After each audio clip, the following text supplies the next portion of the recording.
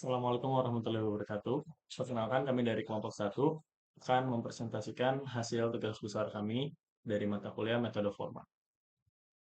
Pertama-tama, perkenalkan nama saya Muhammad Rizky Fadila dengan NIM 130-222-0020 dengan rekan saya Arga Adolf Sumunon dengan NIM 130-222-3038. Dan ada Jeremy Matthew Fabian dengan NIM 130-222-0143.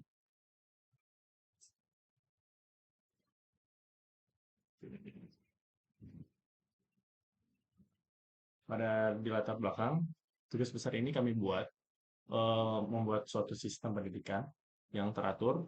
Dalam sistem ini, hanya murid yang dapat mendaftar dalam kursus tertentu, dan hanya guru yang memenuhi syarat yang dapat mengajarkannya. Setiap kursus memiliki tanggung jawab untuk mengusulkan proyek, yang nantinya akan dikerjakan oleh murid yang mengikuti kursus tersebut. Pentingnya keterlibatan siswa ditekankan dengan batasan bahwa mereka hanya dapat mengerjakan satu proyek per kursusnya. Jadi selain itu, setiap murid hanya mempunyai satu nilai per kursus dan nilai tersebut berkaitan langsung dengan mata kuliah yang diikuti. Profesor tidak diizinkan untuk mengajar diri sendiri ataupun rekan-rekannya. Dan siswa tidak dapat bekerja pada hal yang sama di proyek yang berbeda.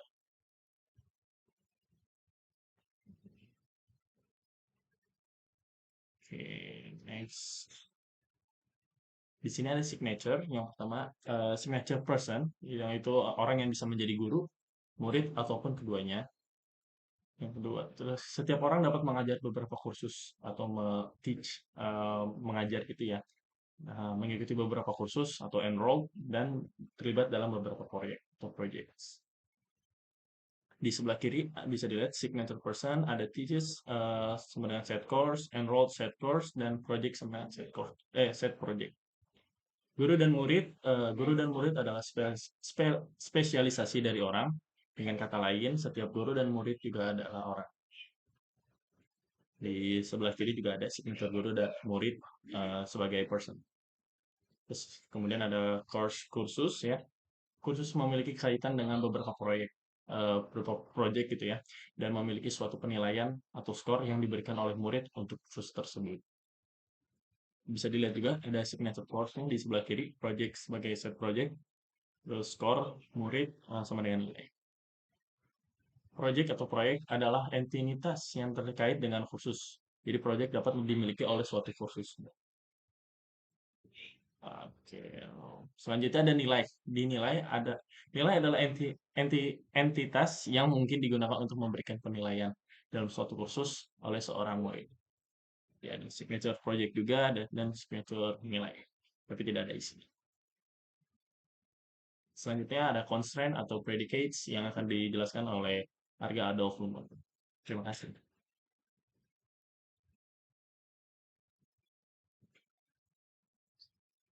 Eh, Dan di sini saya akan menjelaskan untuk bagian constraint dan predikat. Di sini kami menaruh 13 constraint. Yang pertama yaitu adalah hanya murid yang dapat didaftarkan dalam kursus, kemudian hanya guru yang dapat mengajar mata kuliah. Kemudian tiga, kursus hanya memiliki guru. Keempat, proyek diusulkan oleh satu kursus. Kelima, hanya murid yang mengerjakan proyek dan proyek harus ada yang mengerjakannya.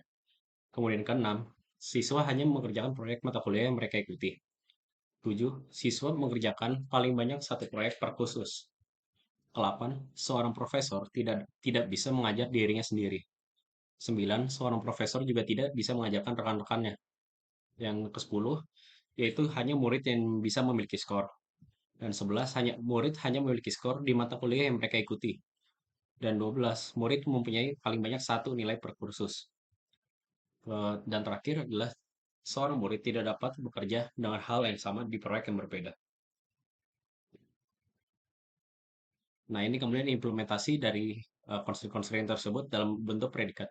Yang pertama, kami menaruh untuk misalnya pred INV1 di mana enroll course in murid. Kemudian selanjutnya seperti ini, yaitu ya hanya guru yang dapat mengajar mata kuliah, yaitu pred INV2 teachers course in guru. Dan ketiga, ada kursus hanya memiliki guru yang menjadi pred INV3 course in guru teachers, di mana kursus harus memiliki guru. Kemudian keempat, proyek diusulkan oleh satu kursus yang kami implementasikan dengan menulis PRED in INV 4, this atau course, masuk proyek in course one project. Kemudian yang kelima, ada hanya murid yang mengerjakan proyek-proyek dan proyek harus ada yang mengerjakannya. Itu kami implementasikan dengan cara PRED INV 5 dengan fungsi yaitu this person in projects, in murid some memiliki project. Kemudian siswa hanya mengerjakan proyek mata kuliah yang mereka ikuti, yaitu predikat INV6 untuk semua S itu adalah murid, dan untuk implementasinya yaitu this person memiliki proyek dan this course memiliki proyek juga. Lalu di-enroll kepada murid-muridnya. Oke, kemudian selanjutnya akan dijelaskan oleh rekan saya, Jeremy Fabian.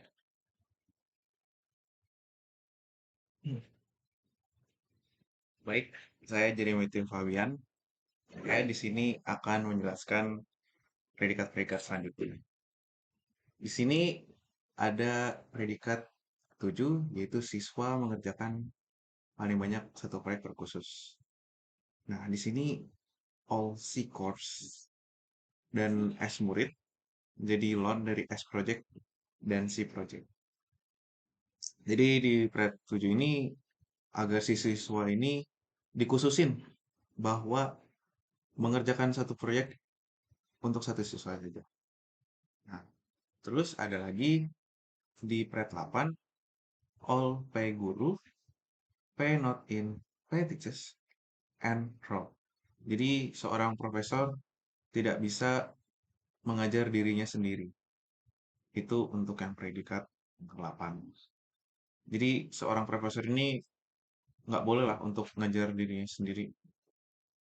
Untuk ke predikat 9, all pay guru dan CP teachers, no C teachers, NCP, dan P teachers and role.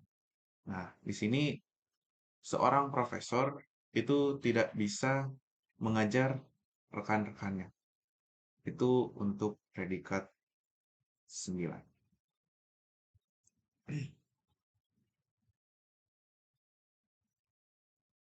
Baik, ini slide selanjutnya. Predikat 10.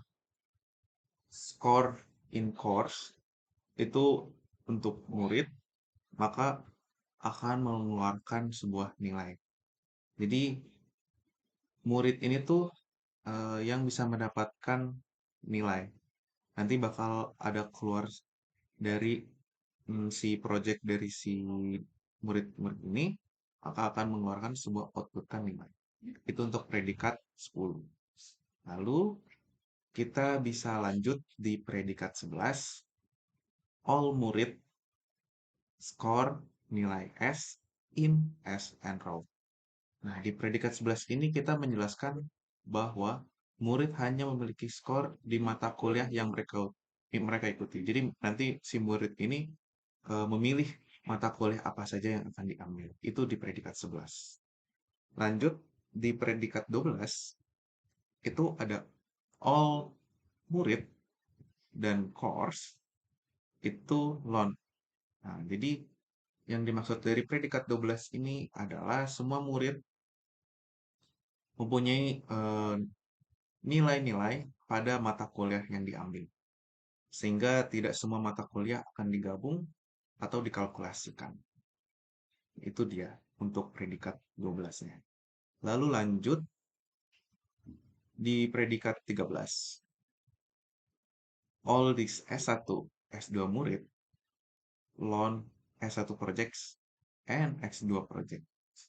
Jadi, yang dimaksud dari predikat 13 ini adalah seorang murid tidak dapat bekerja dengan hal yang sama di proyek yang berbeda. Itu untuk predikat ke-13. Baik, di sini adalah hasil. Ini hasil dari alo yang kita dapatkan. Di sini ada person yang mengambil mata kuliah yang sudah di-enroll oleh gurunya. Lalu seorang guru akan memberikan sebuah project. Project-projectnya ini kita diberikan kepada siapa? Itu kepada murid-murid. Nah, nanti seorang guru setelah memberikan sebuah project, lalu murid-muridnya akan mengerjakan project-project tersebut.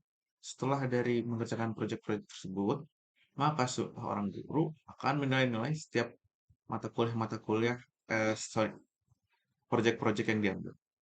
Setelah dari itu, maka nilai-nilai yang akan dikeluarkan akan keluar. Dan di contohnya, nilai dari sebuah project adalah 7. Baik, sekian dari presentasi kami dari kelompok 1. Mohon maaf apabila ada kesalahan kata. Assalamualaikum warahmatullahi wabarakatuh.